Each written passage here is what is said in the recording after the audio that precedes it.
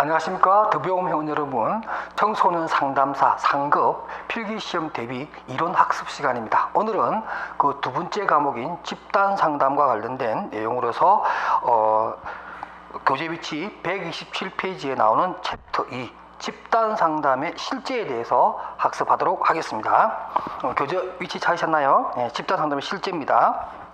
제 1절을 보면 집단 역동 내지는 집단 상담에서 보여주는 특징적인 내용인 집단 역동에 대한 이해를 한 번 더 강조해서 말씀드리겠습니다. 집단 역동의 개요는 일반적으로 심층 상담, 1대1 상담과는 달리 집단 역동은 집단 구성원들과의 사이 또는 집단 상담자와 또 구성원들과의 사이에 발생하는 지속적인 상호작용 또는 상호 관계를 얘기합니다. 그래서 이것이 좀 긍정적인 효과를 발휘할 때 우리는 역동성에 의한 집단 풍토에 의한 문제 해결 방법이다, 이렇게 얘기를 하는 거지요. 이러한 상호작용이라고 하는 것은 의식과 무의식 모든 영역에서 다 우리가 얘기할 수 있는 것들이고, 힘과 에너지의 기능으로서 집단의 구조 또는 이론적 접근이라든가 집단 구성원들의 여러 가지 어떤 뭐 인구 통계학적인 특징이라든가 성격 흥미 또 문화 욕구 또 어떤 바람 이런 것들을 복합적으로 다 품고 있는 그런 내용이고, 또 그러한 것들에 의해서 이러한 집단 다이나믹한 집단 풍토가 긍정적인 힘을 발휘하기도 하고 또는 또 부정적인 힘을 발휘하기도 하는데, 대부분 이제 긍정적 힘을 발휘할 수 있도록 이끌어 나가는 것이 또 집단 상담자의 역량이기도 하지요. 이러한 집단 역동의 어떤 정의는 전체적인 어떤 상호작용이다, 이렇게 말씀을 드렸고 1, 2, 3, 4에 대한 내용을 여러분 한번 읽어보시면 좋을 것 같고요. 그 밑에 보시게 되면 또 항상 학습에 뭐라고 되어 있냐면, 이러한 집단 역동이라고 하는 것, 집단 다이내믹, 집단 역동이라고 하는 것 또는 뭐 우리가 집단 풍토라고 하는데, 이러한 집단 풍토가 내가 지금 현재 진행하고 있는 어떤 이 집단 상담 프로그램에서 잘 되고 있는가를 점검해 볼 필요가 있겠죠. 그러면서 그 체크해야 될 상황들을 보면 어떤 사람들이 구성되어 있느냐, 또 집단 경험이 있는 또는 없는 사람들이 얼마나 되느냐, 이것도 미리 파악해야겠죠. 아무래도 뭐 집단 상담에 참여해 본 경험 있는 사람들 입장에서는 어떤 면에서는 적극적일 수도 있겠지만 또 어떤 면에서 조금 트릭이라든가 이런 것도 쓸 수 있겠고, 또 주지와 기법을 사용할 수 있을 겁니다. 그 다음 또 이 집단에 참여한 사람들의 욕구라든가 기대가 뭔가, 그래서 내가 어떤 상담 목표를 가지고 이것을 이끌어 나가야 될 것인가, 이것도 굉장히 중요하고, 또 어떤 뭐 집단 상담에 어떤 도움이 되는 사람도 있지만 또 문제 집단 구성원들이 있잖아요. 뭐 역사가라든가 무슨 도사형이라든가 뭐 이런 분들이 있을 거예요. 또 그런 사람들이 있을까 없을까, 지나치게 뭐 매사에 막 불평불만을 이렇게 표현하는 사람은 없는가, 이런 것들을 다 챙겨보는 것이 좋겠고요. 그 다음에 또 막 자기가 좀 잘나서 이렇게 모든 사람들에게 막 인정받고 싶어하는 그런 것들이 있어서 스트로크를 강화하기 위해서 좀 과도한 행동을 한다거나 또 화제를 독점한다거나 이런 구성원들이 없는가를 체크해 보는 것이 굉장히 중요합니다.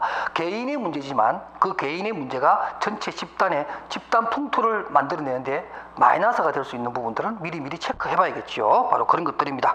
그 다음 128페이지에 청소년 상담과 관련한 내용들을 살펴보도록 합시다. 청소년 집단에 있어서 역동은 아무래도 의사소통과 상호작용이 활발하게 일어날 수 있도록 해줘야 되고, 또 집단의 매력도 필요합니다.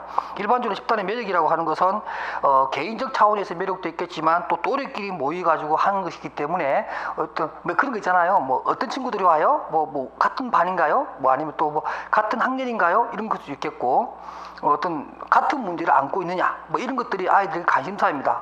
그래서 거기서 어느 정도 동질화 되어 있다면 참여에 적극적일 것이고, 또 집단 역동을 일으키는데도 긍정적인 방향으로 나아가겠죠. 바로 그런 것들입니다.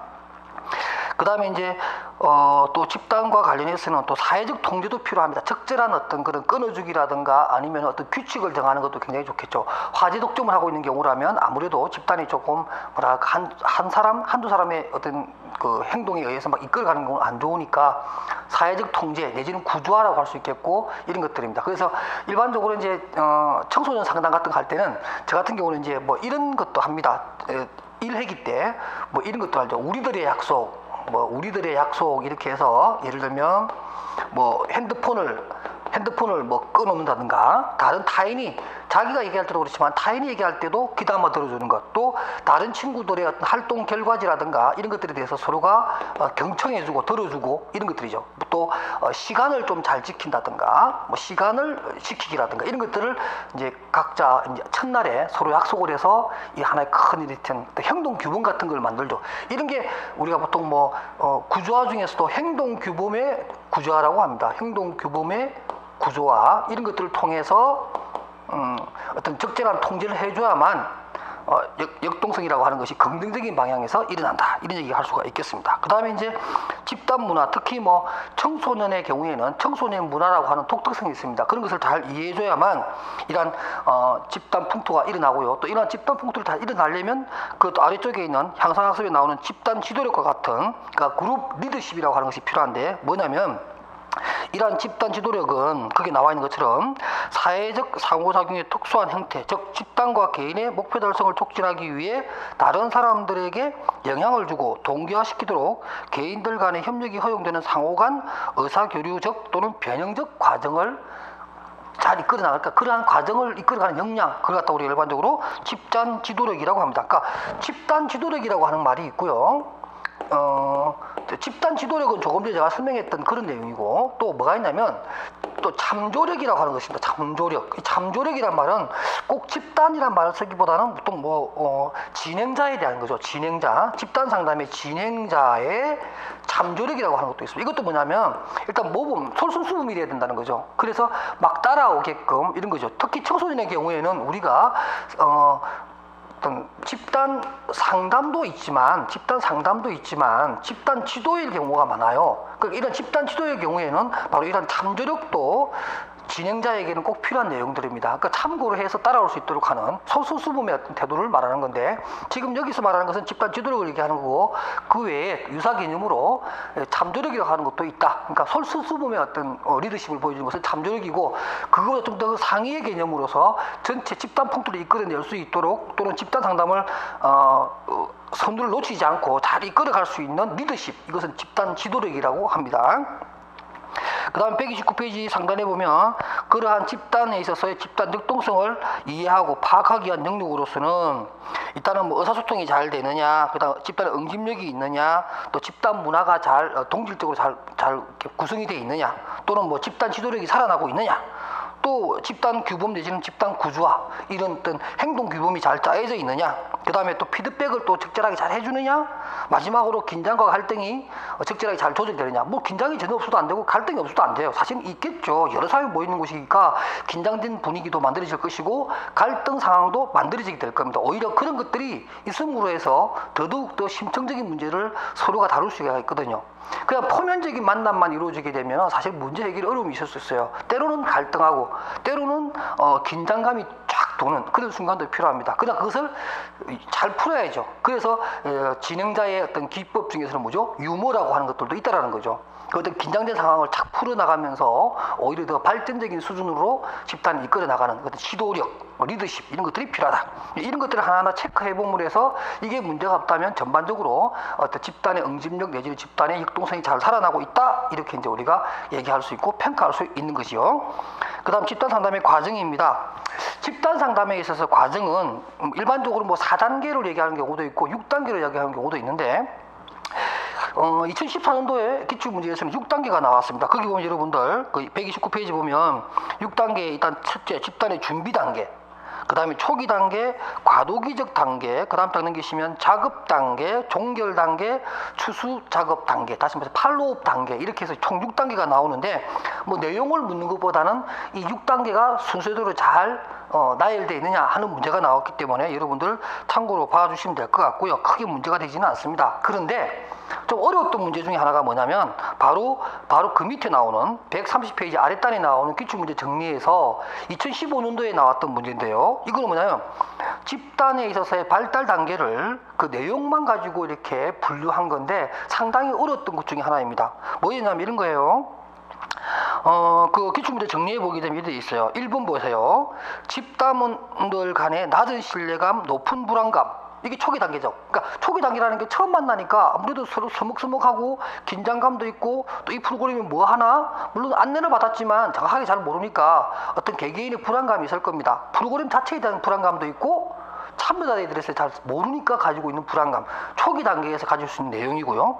그럼 두 번째는 이제 집단 상담자에 대해서 저항을 하거나 도전하거나 방어적 태도를 가질 수도 있습니다. 그러니까 잘 모르니까, 더군다나 뭐 약간 지도적인 어떤 그런 입장에서 우월적 지위를 가지고 프로그램을 진행한다고 했을 때에 어떤 진행자에 대한 반감이라든가 저항적인 요소가 다분히 있겠죠. 아무래도 상담 초기보다는 약간 진행하면서 이제 그런 부분이 나타나기도 시작한다 이런 얘기고요.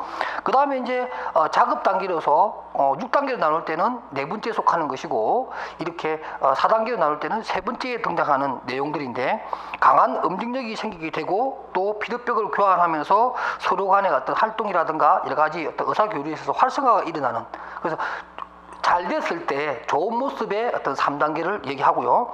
그 다음에 이제 4단계, 마지막 단계는 복합적 감정이 일어납니다. 이제 문제 해결됐으니까 시원한 마음도 있고, 또 헤어져야 된다라고 하는 또 섭섭한 이별의 감정도 있을 것이고, 또 소극적 참여라든가 또는 양가 감정도 일어날 수가 있겠죠. 그러니까 마지막에 자기 문제를 확실하게 좀 다루는 친구들이 있는 반면에, 또 자기 문제를 끝까지 해결하지 못하고 쭈삣쭈삣 머무는 친구들도 있을 것이고, 양가 감정도 있을 것입니다. 뭐 속이 시원하고, 또는 괜히 이런 문제를 건드렸나, 자기 문제를 괜히 얘기했나 하는 그런 것도 있을 것이고, 속이 시원하고 아주 자기 문제를 풀어서 좋다 이런 감정도 있을 것이고, 완벽하게 풀지 못해서 좀 찜찜함이 남아있는 그런 감정의 문제도 있겠죠. 이런 양가 감정의 문제도 남아있을 것 같고, 또 헤어진다는 것에 대한 섭섭함도 있는 이런 단계가 바로 종결 단계, 마지막 마무리 단계입니다. 그래서 2015년도에 나왔던 집단에 있어서의 발달 단계 4단계를 써라 하는 이 내용은 상당히 어려웠던 문제 중에 하나입니다. 그래서 조금은 이 단계마다 내담자와 상담자 간의 그 집단에서 느끼는 어떤 그런 요인들, 내용들을 잘 찬찬히 생각해야 정확하게 나열된 것을 찾을 수 있는 그런 문제였는데, 나름대로 좋았던 문제라고 생각을 합니다. 그래서 일단 뭐 준비 단계, 초기 단계, 가도기 단계, 작업 단계 총 6단계도 외워주시고, 제가 이 또 기출문제에서 다뤘던 이 4단계도, 내용적인 4단계도 여러분들이 공부를 해 주셨으면 좋겠습니다. 그 다음에 이제 그 기출문제 마지막에 보면 양가로 3번에 보면 종결 단계에서 과합이 있습니다. 그러니까 마지막 종결 단계에서 구체적으로 이 집단 안에서 해야 될 일과 또 집단 상담자가 유념해야 될 것들을 정리해보면, 종결을 계획하고 양가 감정을 다뤄야 되고요. 의존성을 감소시키고 변화된 것, 상담의 최초의 기저선에서 얼마만큼 변화되는 것을 확인도 해보고, 또 그 변화된 내용을 유지할 수 있는 방법도 얘기하고, 그 다음에 집단 경험도 서로 이제 소감도 이렇게 하고, 그 다음에 또 피드백도 주고받고, 사후관리 계획도 수립을 해서, 이제 우리가 끝나지만 우리 이렇게 모인 사람들이 앞으로 어떻게 문제가 발생했을 때 어떻게 같이 또 공동으로 풀어나가느냐. 그래서 뭐 온라인 모험체를 만든다든가 이런 걸 참 많이 해요. 그러니까 집단 상담이 끝나고 나면 현실적으로는 현재는 보면 뭐 밴드라든가 이런 그런 게 있죠. 뭐 카페라든가 온라인상의 모임체를 다시 새로 구성해서 이렇게 과거 우리가 했던 집단 상담에서 했던 이 긍정적이고 문제 해결적인 어떤 장면들을 자꾸 막 같이 공유하면서 확대해 나가는 온라인상의 이런 모임체도 만드는 것도 바로 사후관리 계획에 포함된다고 볼 수가 있겠습니다. 일단 뭐 집단 상담에 있어서 단계 6단계와 4단계가 이렇게 기출문제 나왔다라고 말씀드렸는데, 내용적인 부분에서 출제가 된다고 봤을 때 131페이지에 4단계론에서 보게 되면 참여 단계에서는 어떤 일들을 하고, 그 다음에 가도기전 단계에서는 어떻게 하게 되며, 또 작업 단계에서는 어떤 것들을 하느냐 이런 것들을 제가 쭉 적어놨는데요. 한번 보시게 되면 사실 뭐 내용적으로 그렇게 어렵지는 않습니다. 여러분들이 일반 상담의 단계와 같은 얘기인데, 특히 이제 그 참여 단계 같은 경우에는 주요 내용과 더불어서 어떤 문제들이냐, 과제가 뭐냐면 그 가운데 131페이지 가운데 보면 일단 걱정, 내담자가 이 프로그램에 참여하게 됐을 때의 어떤 이유가 있겠죠, 그죠? 그런 주요 안건이나 호소 문제가 뭔가 이런 것들을 파악하는 것이고, 그다음 목표를 정하고 계약을 검토하고, 그 다음에 집단 규칙에 대한 어떤 구조화를 가져가는 것이 첫 번째 도입 단계에서 굉장히 중요한 내용이다. 그 다음에 가도기적 단계에서 보면 역시 주요 내용을 한번 읽어보시면서 과제는 저항을 좀 다뤄야 되겠고요. 그 다음에 막연한 불안이라든가 또 내담자가 가지고 있는 상담자에 대한 또 불쾌감이라든가 이런 것들이 뭔가 그 원인을 빨리 파악을 해서 다음 단계인 생산적 단계인 또는 작업 단계로 넘어갈 수 있도록 준비해 주는 것이 굉장히 중요할 것 같고요. 그 132페이지에 보면 집단 속에서 보일 수 있는 여러 가지 문제들입니다. 그러니까 상담자가 집단을 진행하면서 맞닥뜨리는 문제형들인데, 예를 들면 침묵이라든가 저항도 있을 수 있겠고, 또 개별 어떤 집단 참여자들, 그러니까 문제 집단 구성원들의 문제도 생길 수가 있습니다. 바로 그런 얘기들을 제가 담아놓았던 내용입니다. 이것을 이제 2단계에서는 이제 어느 정도 갈무리하고 그래야 생산적 단계인 3단계로 갈 수가 있습니다. 3단계가 가장 중요하죠.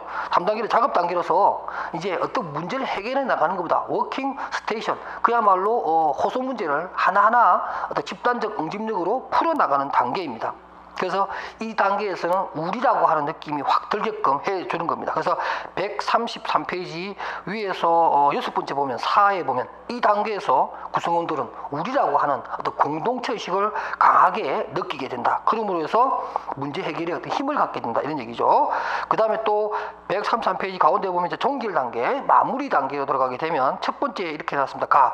집단 상담의 종결 단계는 어떤 면에서 하나의 출발을 의미한다라고 해서 종결이 종결로서 끝나는 것이 아니라 종결은 우리가 어떤 문제 해결을 위한 하나의 방법을 알게 된 것이고 앞으로 우리가 헤어진다고 하더라도 이런 유사한 문제 또 동일한 문제가 생겼을 때 우리는 그 문제를 극복할 수 있는 힘을 배웠다라는 것을 얘기하고 또 우리가 이 상담이 끝난 것이 아니라 새로운 문제를 맞닥뜨릴 수 있는 출발점이라고 하는 것도 분명히 얘기해 줄 필요가 있겠습니다. 그 다음 이러한 종결 단계에서는 여러 가지 이제 수행해야 될 과제가 있는데 그 134페이지 밑에 보면은 뭐 학습 결과의 적용 문제라든가 또는 이별에 대한 감정을 해결해 주는 것도 참 중요하겠고요. 그 집단 경험에 대해서 서로 피드백하고 서로 소감문을 나누는 이런 것들이 필요하겠고요. 그 다음에 134페이지 보시게 되면 미해결 과제의 취급입니다. 이것도 상당히 중요한 건데 집단은 잘 끝냈습니다만은 나름대로 개인에게 있어서는 개개인의 집단 구성원에 있어서는 좀 해결하지 못한 문제들이 남아있을 수 있습니다. 이런 부분에 대한 얘기인데 이런 겁니다. 집단에서 마무리 짓지 못한 채 남겨진 안건을 대해서 확인을 하고 그 안건을 반드시 얘기해줘야 됩니다. 이것은 우리 다루지 못하지만 뭐 다음 기회에 한번 다루자든지 아니면 이것은 나중에 심층 상담, 개별 상담으로 풀자든지 이렇게 해서 어떠한 사후적인 얘기를 해줘야 됩니다. 그러지 그걸 남고 있으면 좀 찜찜하죠. 만족을 못 느낄 수 있는 이유가 되기도 합니다. 그래서 그런 것들에 대해서 반드시 짚어주고요. 그 다음에 또 집단 상호 간에 부정적 감정이 남아있지 않나 하는 것도 확인해 봐야 됩니다. 집단에서 우리가 뭐 예를 들면 뜨거운 의자 같은 걸 하다 보면 조금 감정적인 어떤 얘기가 갈 수도 있고 긴장과 갈등이 고조되어서 개인적인 어떤 그런 앙금 같은 게 남을 수 있잖아요. 그죠? 그런 것도 있는지 없는지를 확인해서 현장에서 다 풀어주는 이런 작업이 굉장히 중요한 것이고요. 그 다음 또 집단원 중에 개인적 문제를 마무리지 못해서 아쉬운 사람이 있는지 없는지도 확인해 보는 것이고요. 이런 것들이 사실 마무리가 굉장히 중요하다는 거예요. 마무리가 그냥 뭐 시간 돼서 끝나는 것이 아니라 그거 하나하나가 다 챙겨주는 게 참 좋겠다. 이런 내용입니다. 그 다음에 이제 그 향상학습에 보면 뭐 학자별로 집단 상담의 단계론이 나오기도 하고 있는데 이것은 좀 참고로 읽어봐 주시고요. 뭐 특별한 어떤 내용보다는 학자별로 이런 나누는 것도 있다라고 해서 내용보다는 그냥 예를 들면 존슨의 경우에는 가입 전 단계, 힘과 통제 단계, 또 친숙 단계, 또 분화 단계, 또 이별 단계 이렇게 해서 5단계로 나누는 것을 제목만 좀 알아두시면 좋겠고 그 다음에 노던이 말한 또 5단계는 뭐 준비, 오리엔테이션, 탐색, 시험 단계, 문제 해결 단계, 마지막에 종결 단계 이렇게 해서 역시 5단계로 하는데 또 외국 학자들은 집단 상담을 또 5단계로 나누는 거 굉장히 좋아하네요. 이건 학자들마다 또 좀 다르고 또 이론마다 또 다를 수가 있기 때문에 사실 크게 중요한 것은 아닌데 객관식 시험에 있어서 좀 특징적인 하나가 정확한 답을 찾게끔 해야 되니까 또 이견이 없는 어떤 학자가 말한 몇 단계를 써보라 뭐 또 어떤 학자가 말한 몇 단계가 뭐냐 이런 문제가 나오는 이유가 뭐냐면 그런 문제가 좋고 나쁘고를 떠나가지고 출제하고 난 다음에 이견이 없어요. 오답에 문제가 없다라는 거죠. 그래서 사실 출제위원들이 좀 좋아하는 스타일이기도 합니다. 학문적인 걸 떠나가지고 시험이기 때문에 이런 문제가 나올 수 있기 때문에 학자별로 5단계에 대한 뭐 제목, 타이틀만 여러분들이 좀 알아두시면 좋겠다 이런 얘기입니다. 그 다음에 136페이지에 청소년에 대한 집단 상담 내용입니다. 자, 우리가 앞에서 배웠던 모든 내용들은 바로 이 청소년에 대한 집단 상담을 웬만큼 좀 잘하기 위해서 배운 것들인데 한번 살펴봅시다. 청소년 집단 상담의 의미, 뭐 집단 상담 자체 가지고는 의미는 별 차이는 없지만 대상자가 청소년이기 때문에 가지는 특징들이 있겠죠. 그래서 청소년의 경우에는 아무래도 발달 단계에 있는 아이들이고 또 여러 가지 관심사가 또 다양한데 그것이 어떤 어른의 입장에서 일방적으로 해주는 것보다는 자기 또래들과 합쳐서 또래끼리의 의견을 주고받으면서 문제를 푸는 것이 훨씬 더 부드럽습니다. 보통 청소년들이 자기 개인적인 문제도 뭐 선생님이나 상담사나 부모님하고 얘기하기 전에 누가 그럼 먼저 하죠? 보통? 그렇죠. 자기 친구, 자기 또래에게 먼저 얘기를 합니다. 그러니까 이 또래라고 하는 어떤 힘이 굉장히 중요하죠. 그러니까 집단 상담이라고 하는 것을 통해서 또래의 어떤 끼리의 역동성이라고 하는 것은 굉장히 긍정적인 힘을 발휘할 수 있습니다. 그래서 청소년 상담은 집단으로 하는 것이 좋다. 뭐 이거는 뭐 어느 누구나 다 동의하는 내용이기도 합니다. 그 향상학습에 그런 얘기는 해놨습니다. 청소년 집단 상담이 적합한 이유는 첫째가 또래에게 많은 영향을 받는다. 두 번째, 또래와 참여를 해야 같이 피드백을 주고받으면서 훨씬 더 문제 해결적인 자세를 취하게 되고, 또 3번에 보게 되면 또 공통의 관심사가 많고 또 그런 것을 통해서 발달 과업도 유사하기 때문에 서로가 어떤 주고받으면서 필요한 자아 정체감에 대한 인식, 자각도 할 수 있다, 이런 얘기고, 그러한 어떤 내용을 그대로 가져와서 참고란에 보면 청소년에게 있어서 집단 상담이 장점이 뭐냐, 이런 것들이죠. 그러니까 일단 청소년 같은 경우는 뭐 우리가 자아 중심성 내지는 청소년 같은 경우에는 뭐 청중 속에 상상 속의 청중이라든가 이런 것들이 있어요. 그럼으로 인해서 자기만 특별한 사람이거나 자기만 불행하거나 자기만 특별한 어떤 상황이 있다라고 했을 때에 자기 문제를 객관화할 수 있는 가장 좋은 방법은 자기 또래들과 비교해보는 것들이죠. 그래서 청소년의 경우에 집단 상담이 참 좋다, 이런 얘기를 하고, 그 다음에 또 상담자가 제공하는 안전한 구조 속에서 이루어지고 또 여럿이 하기 때문에 안도감을 느끼면서 상담에 임할 수 있다는 것도 있겠고요.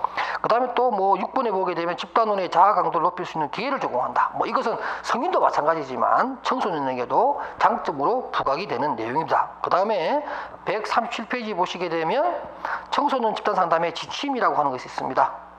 뭐 자기 수용과 자존심을 형성하게끔 해주고, 타인과의 차이를 존중하고 타인을 위한 진정한 사랑이나 타인에 대한 이타적 감정을 생기게끔 해주고, 갈등을 탐색하고 자기 자신의 문제를 적절하게 해결할 수 있는 해답을 찾도록 도와주는 것 등등등. 이건 뭐 성인 집단에서도 마찬가지의 내용이라고 할 수가 있겠습니다. 그리고 청소년 집단 상담의 목표는 발달과 성장 과정에 있기 때문에 거기에 적합한 어떤 변화의 내용과 성장과 변화의 내용이 맞는 것을 목적으로 해야 될 것이며, 청소년들이 각자의 환경을 수용하고 이를 적응하도록 도와주는 것들, 뭐 이런 것들이 쭉 나와 있는데 크게 어렵지 않은 내용이니까 여러분들 읽어보시는 걸로 하겠습니다. 청소년 집단 상담의 특징입니다. 일단 자존감의 획득이라든가 또는 성적 갈등의 해소라든가 또 외로움과 고립감의 극복, 이런 것들이 굉장히 필요하다는 거예요. 왜냐하면 청소년 상담이라고 하는 것은 아무래도 어떤 이스템이라고 하는 거죠. 셀프 이스템, 자존감이 좀 떨어져 있는 경우가 많이 있어요. 그래서 또 원래 떨어지는 친구가 또 집단 속에 있다 보면 더더욱 떨어질 수가 있겠죠. 그래서 이러한 자존감을 회복시켜주는 문제, 또 성적 갈등을 해소하는 것도 이런 게 있습니다. 그러니까 아무래도 사춘기 때에 속하기 때문에 성적이라고 하는 부분이 굉장히 좀 첨예하게 도출될 수가 있어요. 이런 것도 해결하는 부분. 그 다음 외로움과 고립감에 대한 극복의 문제가 있겠다. 그 다음에 새로운 가치를 추구하는 것, 자아 정체감, 이런 것들이 다 문제가 됩니다. 청소년 상담에 있어서 집단 상담의 가장 중요한 문제는 바로 138페이지 제 아랫단에 있는 6번입니다. 방가로 6번을 보시게 되면 청소년 집단 상담의 윤리의 문제가 나오면서 참여자에게 서면 동의를 받는 것이 굉장히 중요합니다. 특히 부모의 동의도 얻는 것도 중요해요. 책에는 안 나와 있지만 옆에다 한번 적어 놓으세요, 여러분들. 서면 동의를 받아야 되고 본인에게, 그 다음에 청소년에게도 부모에게도, 그 청소년의 부모에게도 동의서를 받는 것이 굉장히 중요하다, 이런 얘기를 해드립니다.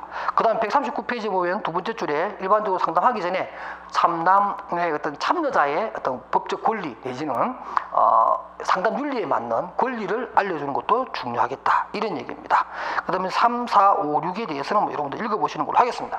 그럼 제2절입니다. 주제별 청소년 집단 상담 프로그램의 교육가 나오는데요. 일반적으로 주제가 또 사회성을 극복하기 위한 프로그램의 경우에는 뭐 친구 사귀기 프로그램이라든가 대인관계 정진 프로그램 또는 뭐 갈등 관리나 긴장 해소 방안, 그런 프로그램, 그 다음에 학습에 관련된 것들이라면 뭐 집중력이라든가 학습 방법에 관한 보통 T그룹과 관련된 트레이닝 그룹을 통한 집단 상담이 도움을 줄 것이고, 진로 탐색, 학과 진학 탐색, 또 취업 상담, 이런 것들은 일반적으로 커리어 그룹 뭐 카운셀링이라 할 수 있겠죠. 집단 상담이니까. 그래서 어떤 클리어 그룹 카운셀링이라고 하는 집단 상담 방법을 택할 수 있겠고요. 그 다음에 또 정서적인 부분도 있겠고, 그 다음에 부적응 문제, 요즘 많이 생기는 것 중에 하나가 바로 이거죠. 청소년의 어떤 우울증 문제, 학업이라든가 대인관계라든가 왕따 문제, 이런 것들로 인한 우울증 문제라든가 부적응 문제 또는 약물 남용 있을 겁니다.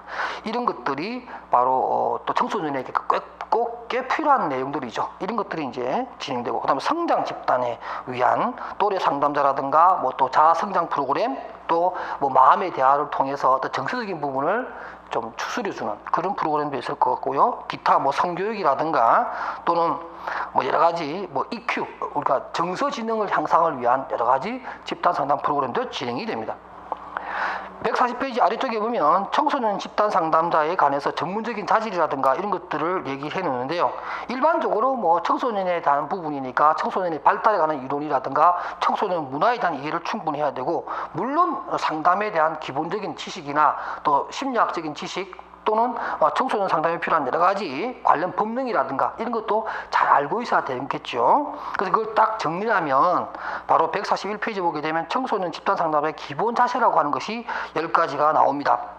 그래서 일단 용기를 내야 되고, 아무래도 그죠, 집단 상담자는 어떤 자기를 노출할 수 있는 용기도 필요하고, 어떤 자신의 한계성도 과감하게 얘기할 수 있는 그런 용기도 필요할 것이고, 그 다음에 모범도 보여줘야 되고, 솔선수범적인 태도, 그 다음에 심리 상태에 동참하고 같이 어떤 그러한 정서적인 부분도 같이 해주는 것, 그 다음에 선의에 관심 갖고, 그 집단 상담의 효과에 대한 신념을 가지고 있어야 되며, 자기가 적용하는 상담 이론에 대한 목표의식과 자기가 적용하는 기법에 대한 확신이 있어줘야 되지 않겠어요?